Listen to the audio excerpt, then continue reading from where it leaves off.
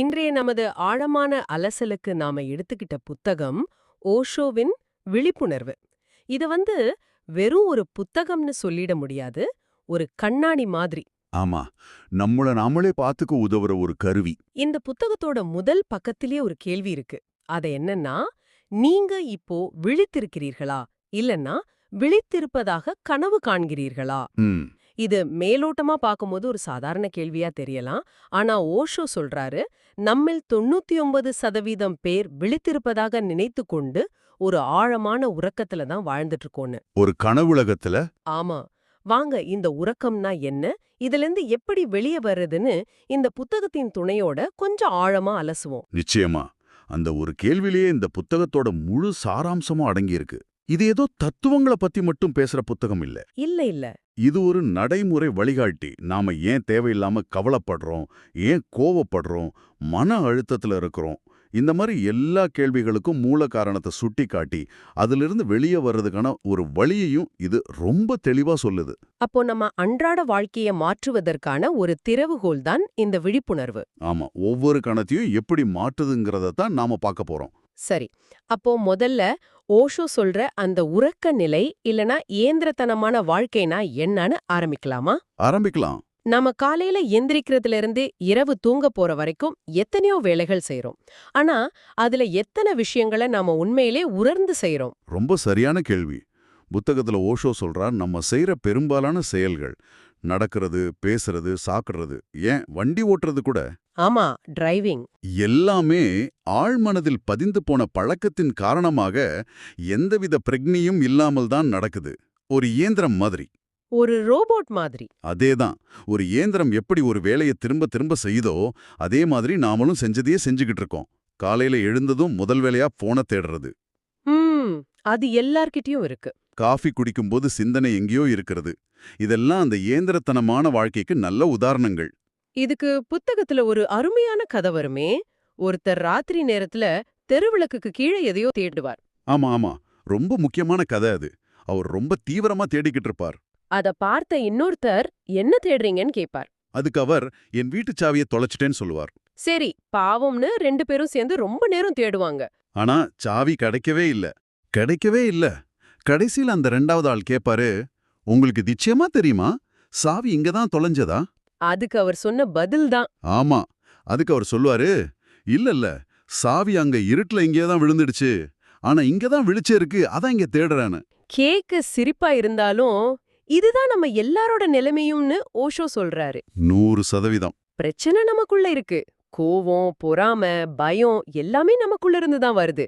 ஆனா நாம அதுக்கான தீர்வை வெளியில தேடிக்கிட்டு இருக்கோம். ஆமா, பணத்துல, புகழ்ல, உறவுகள்லன்னு எங்க வெளிச்சம் இருக்கோ அங்க தேடுறோம். ஆனா சாவி இருக்கிற இடம் நம்ம மனசோட அந்த இருண்ட பகுதி. சரி, அங்க வெளிச்சத்தை கொண்டு போக ஒரே ஒரு வழிதான் இருக்கு. அதுதான் விழிச்சுணர்வு. இங்க நாம புரிஞ்சுக்க வேண்டிய ஒரு முக்கியமான விஷயம் இருக்கு. இந்த உறக்க நிலைய ஓஷோ ஒரு தார்மீக தவறாகவோ ஒரு பாவமாகவோ பார்க்கல. ஓ, அப்படியா? அது மனிதனோட இயல்புங்கிறார். ஆனா பிரச்சனை என்னன்னா, இந்த உறக்க நிலையில தான் கோபம், பொறாமை, பேராசை, பயம்னு எல்லா எதிர்மறை உணர்ச்சிகளும் ஊட்டுவது. எல்லாமே அங்கிருந்து தான் வருது. ஆமா, நாம பிரக்ஞையற்று இருக்கும்போது இந்த உணர்ச்சிகள் நம்மை கட்டுப்படுத்துது. நாம கோபமா இருக்கிறதில்ல, நாமளே கோபமாக மாறி விடுகிறோம். அந்த உணர்ச்சியோட ஒன்றி போயிடுறோம். கரெக்ட். இந்த இயந்திரத்தனமான நிலையிலிருந்து விடுபடாத வரைக்கும் உண்மையான சந்தோஷமோ அமைதியோ சாத்தியமில்லைங்கிறது தான் இந்த புத்தகத்தோட மையவாதம். ஓகே, நாம இயந்திரத்தனமா ஒரு உறக்க நிலையில இருக்கோன்னு புரியுது. இதுதான் பிரச்சனைனா ஓஷோ இதுக்கு என்ன தீர்வு சொல்றாரு? எங்க இருந்து ஆரம்பிக்கணும்? தீர்வு ஒரே ஒரு வார்த்தை தான், விழிப்புணர்வு, அவேர்னஸ். விழிப்புணர்வு. இந்த உறக்கத்திலிருந்து வெளியே வர்ற ஒரே வழி விழித்துக்கொள்வது மட்டும்தான். ஒரு நிமிஷம், விழிப்புணர்வுன்னு சொல்றீங்க, அதுக்கு என்ன அர்த்தம்? நிறைய சிந்திக்கிறதா இல்ல மனதை ஒருமுகப்படுத்துறதா, அதாவது கான்சென்ட்ரேஷனா? இது ரொம்ப முக்கியமான கேள்வி. ஓஷோ இது ரெண்டுமே இல்லைன்னு ரொம்ப தெளிவா சொல்றார். ரெண்டுமே இல்லையா? ஆமா, சிந்திப்பதுங்கிறது மனசோட செயல்பாடு. அது உங்களை கடந்த காலத்துக்கோ எதிர்காலத்துக்கு தான் கூட்டிட்டு போகும், நிகழ்காலத்துல இருக்க விடாது. சரி. மனதை ஒருமுகப்படுத்துறது, அதாவது கான்சென்ட்ரேஷன், அது உங்க கவனத்தை ஒரு சின்ன வட்டத்துக்குள்ள சுருக்கிறது. உதாரணமா ஒரு மெழுகுவர்த்தியை மட்டும் பாக்குறது. ஆனா அதுக்கு வெளியில இருக்கிற எல்லாத்தையும் நீங்க தவிர்க்கிறீங்க. அது ஒரு விதமான மன இறுக்கத்தை உருவாக்கும்னு சொல்றீங்க. ஆமா, அது ஒரு எஃபர்ட், ஒரு முயற்சி. அப்ப விழிப்புணர்வுனா என்ன? அதுவும் இல்ல இதுவும் இல்லனா அப்புறம் அது என்ன? விழிப்புணர்வு என்பது எதையும் செய்யாமல் வெறுமனே சாட்சியாக இருப்பது. விட்னஸிங். சாட்சியாக இருப்பது. ஆமா, உங்க எண்ணங்கள், உங்க உணர்வுகள், உங்க உடல் செய்கிற செயல்கள்னு எல்லாத்தையும் எந்தவிதமான தீர்ப்பும் சொல்லாம, நல்லது கெட்டதுன்னு பிரிக்காம, அதை மாற்ற முயற்சிக்காம ஒரு பார்வையாளனாய் இருந்து கவனிக்கிறது. ஒரு மலை உச்சியில உட்கார்ந்துட்டு கீழே சாலையில போற வாகனங்களை வேடிக்கை பார்க்கற மாதிரி. ஓ, நல்ல உதாரணம். எந்த வண்டியையும் நிறுத்தவோ வேகப்படுத்தவோ நீங்க முயற்சி பண்றதில்ல. அது பாட்டுக்கு வருது போகுது, அதை கவனிக்கிறீங்க, அவ்வளவுதான். இது கேட்க நல்லா இருக்கு. ஆனா நம்ம எண்ணங்களை கவனிக்கும் போது நாமளும் அந்த எண்ணங்களும் ஒண்ணுதானே. அதை எப்படி பிரிச்சு பார்க்கறது? இங்க தான் அந்த நுட்பமான விஷயம் இருக்கு. நீங்க உங்க கோபத்தை கவனிக்க ஆரம்பிக்கிற கணத்திலேயே உங்களுக்கும் உங்க கோபத்துக்கும் நடுவுல ஒரு சின்ன இடைவெளி உருவாகுது. ஆ, அந்த இடைவெளி தான் விடுதலைக்கான முதல் படி. நீங்க கோபமா இல்ல, உங்களுக்குள் கோபம் எழுகிறது என்பதை நீங்கள் கவனிக்கிறீர்கள். அந்த பிரிவினை தான் விழிப்புணர்வு. ம், புத்தர் ஞானம் அடைஞ்ச பிறகு அவரை பார்த்த சிலர் கேட்டாங்களாம், நீங்க தேவனா, கந்தர்வனா, இல்ல மனிதரா? அதுக்கு புத்தர் சொன்ன ஒரே பதில், நான் விழித்திருக்கிறேன். ஐ அம் அவேக். வாவ். அந்த விழித்திருக்கும் நிலைதான் விழிப்புணர்வு. அது ஒரு செயல் இல்ல, அது ஒரு இருப்பு நிலை. A state of being. சரி, இந்த சாட்சியாக இருப்பதுங்கிற விஷயம் தத்துவவார்த்தமா கேட்க நல்லா இருக்கு. ஆனா இது நம்ம அன்றாட வாழ்க்கையில எப்படி பயிற்சி பண்றது? இது ரொம்ப கஷ்டமான விஷயம் மாதிரி தோணுதே. இல்லவே இல்ல. ஓஷோ சொல்ற வழிகள் ரொம்ப எளிமையானவை. பெரிய ஆன்மீக பயிற்சிகள் எதுவும் தேவையில்ல. உங்க அன்றாட செயல்களிலிருந்தே ஆரம்பிக்கலாம். எப்படி? நீங்க நடக்கும்போது உங்க கால்கள் தரையில் படுவதை, உங்க உடல் அசைவதை முழுமையா உணர்ந்து நடங்க. நான் நடக்கிறேன் என்ற பிரக்ஞையோடு நடங்க. மனசு எங்கேயோ போகாம. ஆமா.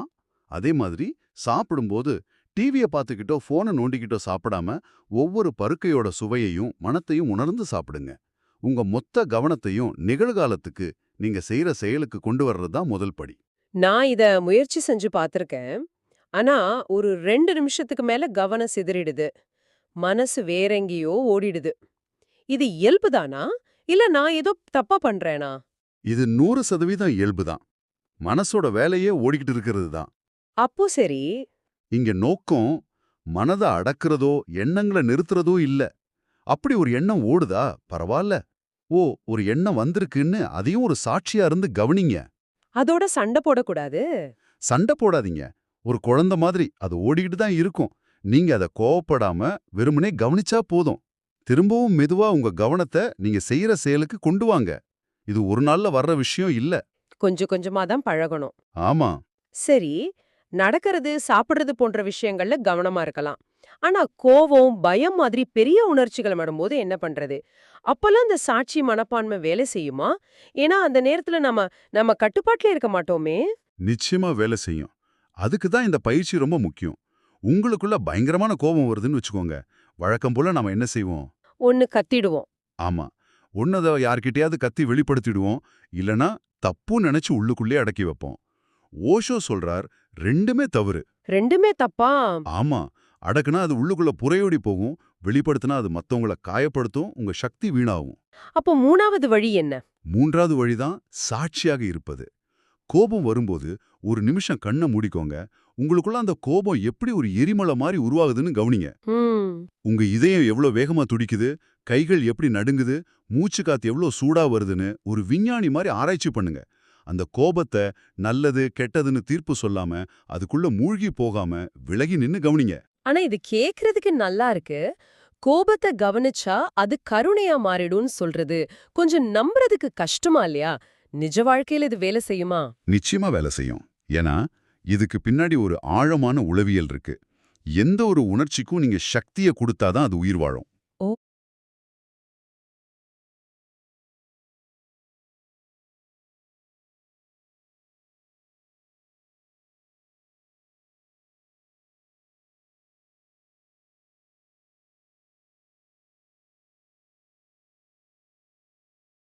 ஓ.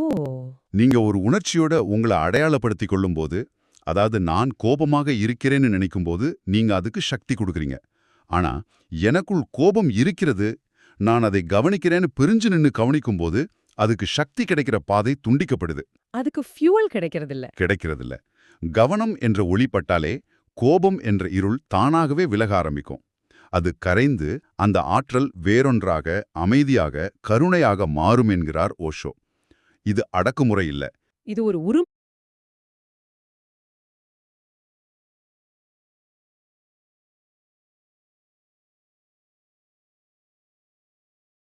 மாற்றம். டிரான்ஸ்ஃபர்மேஷன். சரியா சொன்னீங்க. சப்ரஷன் இல்ல, டிரான்ஸ்ஃபர்மேஷன். நீங்க சொல்றத பார்த்தா இந்த சாட்சி மனப்பான்மைங்கிறது நம்ம மனசோட ஆழமான அடுக்குகளுக்குள்ள வேலை செய்யுதுன்னு தோணுது. ஓஷோ மனம் எப்படி கட்டமைக்கப்பட்டிருக்குன்னு இந்த புத்தகத்துல விளக்குறாரா? ஆமா, ரொம்ப விரிவாவே விளக்குறார். இதுதான் இந்த புத்தகத்தோட மிக முக்கியமான பகுதி. நாம பொதுவா மனம்னு சொல்றது ஒரே ஒரு அடுக்கு இல்ல. அது ஒரு பனிப்பாறை, ஐஸ்பர்க் மாதிரி கற்பனை செஞ்சுக்கலாம். ஓ, ஐஸ்பர்க் அனாலஜி. சொல்லுங்க, கேக்க சுவாரஸ்யமா இருக்கு. கடலுக்கு மேல தெரியிற அந்த சின்ன நுனி, அதாவது 10% அதுதான் நம்ம நனவு மனம், கான்ஷியஸ் மைண்ட். நாம யோசிக்கிறது, பேசுறது எல்லாம். ஆமா, நாம யோசிக்கிறது, திட்டமிடுறது, பேசுறது எல்லாமே இங்க தான் நடக்குது. ஆனா கடலுக்கு அடியில இருக்கிற அந்த 90% பிரம்மாண்டமான மலைதான் நனவிலி மனம், அன்கான்ஷியஸ் மைண்ட். 90%? ஆமா, நம்மளோட எல்லா பழக்க வழக்கங்கள், நம்பிக்கைகள், அடக்கப்பட்ட ஆசைகள், பயன்கள், சின்ன வயசுல நடந்த சம்பவங்களோட பதிவுகள் எல்லாமே இந்த நனவிலி மனசுல தான் சேமிக்கப்பட்டிருக்கு. நம்மளை இயக்குறதே இந்த 90% மனம்தான். அப்போ நாம ஏந்திரத்தனமா இருக்கிறதுக்கு காரணம் இந்த நனவிலி மனம்தானா? சரியா சொன்னீங்க. அங்க பதிவான புரோகிராம் தான் நம்மளை அறியாமலேயே நம்மளை இயக்குது. உதாரணத்துக்கு, ஒருத்தருக்கு நாயை கண்டா காரணம் தெரியாம பயம் வரும். ஆமா. ஏன்னா சின்ன வயசுல நாய் துரத்துன ஒரு நிகழ்வு அவரோட நனவிலி மனசுல பதிஞ்சு போயிருக்கும். அது அவருக்கு ஞாபகம் கூட இருக்காது. ஆனா அந்த பதிவு அவரை இயக்கிக்கிட்டே இருக்கும். இதுல கூட்டு நனவிலி மனம், மேல் உணர்வு மனம்னு இன்னும் 2 அடுக்குகள் பத்தியும் புத்தகம் பேசுதே, அது என்ன? அந்த ஐஸ்பர்க் மிதக்கிற கடல் இருக்கே, அதுதான் கூட்டு நனவிலி மனம், கலெக்டிவ் அன்கான்ஷியஸ். இது ஒரு தனிப்பட்ட மனிதனுக்கு சொந்தமானதில்லை. இது ஒட்டுமொத்த மனிதகுலத்துக்கும் பொதுவானது. ஓ.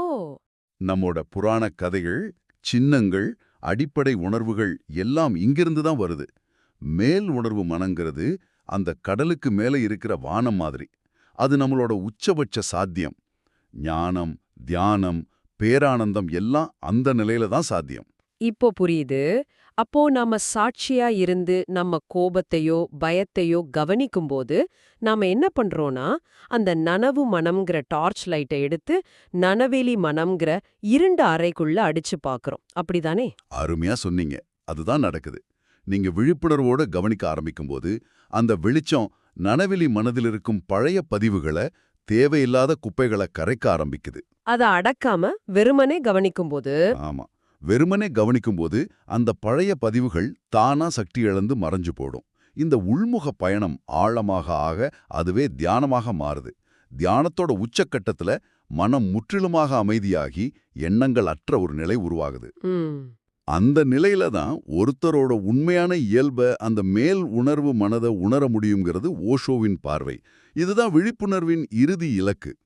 ஆக இந்த ஆழமான அலசல்ல இருந்து பார்க்கும்போது நாம எல்லாரும் நம்மள அறியாமலேயே நம்ம ஆழ்மனதில் இருக்கிற பதிவுகளால் இயக்கப்படுற ஒரு விதமான உறக்கத்தில் இருக்கோம். ஆமா, இதிலிருந்து விழித்தெழ ஒரே வழி நம்ம எண்ணங்கள், உணர்வுகள், செயல்கள் எல்லாத்தையும் ஒரு சாட்சியாக இருந்து கவனிக்கும் விழிப்புணர்வு தான். ஆமா. இந்த ஒரு பயிற்சியை செய்ய ஆரம்பிக்கும்போது நாம நம்ம மனசோட அடிமையாக இல்லாம அதோட எஜமானர்களாக மாற ஆரம்பிக்கிறோம். சரி, இதையெல்லாம் கேட்டுட்டு நீங்க என்ன செய்யணும்? இந்த புத்தகம் சொல்றது போல இது ஒரு நாள்ல முடிகிற பயிற்சி இல்ல. இது ஒரு வாழ்நாள் பயணம். ஒவ்வொரு கணமும் விழிப்புடன் இருக்க முயற்சி செய்யறதே ஒரு பெரிய ஆன்மீக பயிற்சி. இது உங்க அன்றாட வாழ்க்கையில பதற்றத்தை குறைச்சு மன அமைதியையும் தெளிவையும் கொண்டு வர நிச்சயம் உதவும். நீங்க யாருங்கறத பற்றி ஒரு ஆழமான புரிதலையும் இது கொடுக்கும். நிச்சயமா. ரொம்ப அழகா சொன்னீங்க. இந்த புத்தகத்தோட முக்கியமான சாராம்சமே இதுதான் நினைக்கிறேன். உங்களுடைய பிரச்சனை நீங்க இல்ல. உங்க கோபம், உங்க கவலை, உங்க பயம் இதெல்லாம் வானத்துல வர்ற மேகம் மாதிரி தான். ம். அதுங்க வரும், போகும். ஆனா நீங்க அந்த மேகம் இல்ல, நீங்க அந்த வானம். அந்த மேகங்கள் வந்து போறதுக்கு இடம் கொடுக்கிற பரந்த அமைதியான வானம். இந்த ஒரு பார்வை மாறினாலே போதும், வாழ்க்கையோட முழு ஆட்டமும் மாறிடும். மிகச்சரி. இது ஒரு மிகப்பெரிய பார்வை மாற்றம். இந்த உரையாடல ஒரு சின்ன சிந்தனையுடன் முடிப்போம். இந்த புத்தகம் உங்கள ஒரு கேள்வியை உங்களுக்குள்ளேயே கேட்டுக்கொள்ள சொல்லுது. ம்.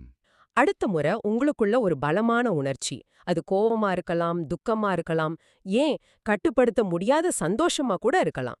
அது எழும்போது வழக்கம் போல அதுல மூழ்கி போறதுக்கு பதிலா ஒரே ஒரு கணம், ஒரே ஒரு கணம் மட்டும். ஆமா, ஒரே ஒரு கணம் மட்டும் நின்று, ஓ, இது எனக்குள் நடக்கிறது, ஆனால் இது நான் அல்ல, நான் இதை கவனிப்பவன் என்று உங்களால பார்க்க முடியுமா?